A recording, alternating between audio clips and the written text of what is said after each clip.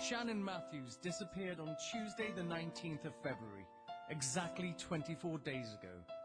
At tea time, the 9-year-old failed to return home from school.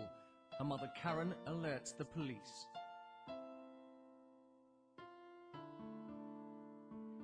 Shannon, if you're out there, please come on. We love you to bits. We miss you so much. 24 hours after Shannon Matthews disappeared, her mother Karen pleads for help.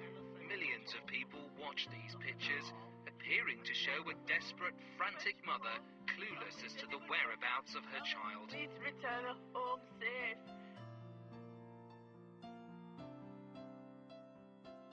World motorsport boss Max Mosley in his Privacy Act triggered a British newspaper what the public interest should be in such cases.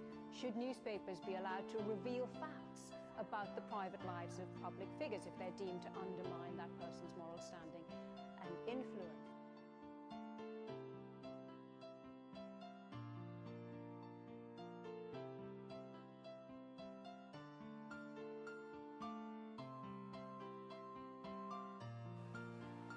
In public, legal restrictions mean that he still can't be named to protect other children in his family.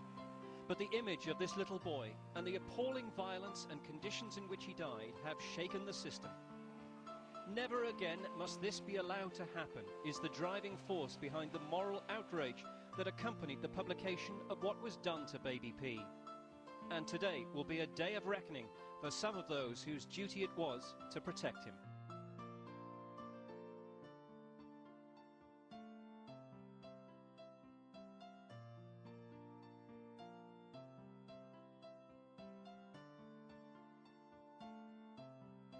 Social worker warned the government that child protection services in Haringey were failing long before the death of the child known as Baby P.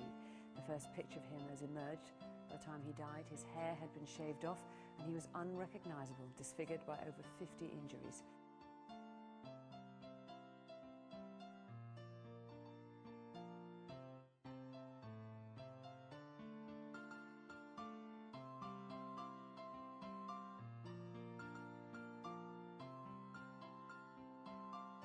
At just 17 months, his back was broken, multiple fractured ribs, and more than 50 other injuries from sustained physical abuse. He had been to hospitals, he had been checked by a child services worker, yet he fell through the cracks.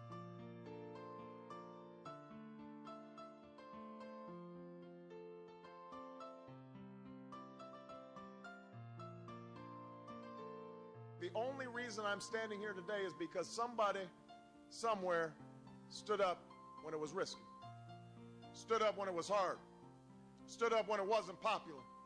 And because that somebody stood up, a few more stood up. And then a few thousand stood up. And then a few million stood up. And standing up with courage and clear purpose, they somehow managed to change the world.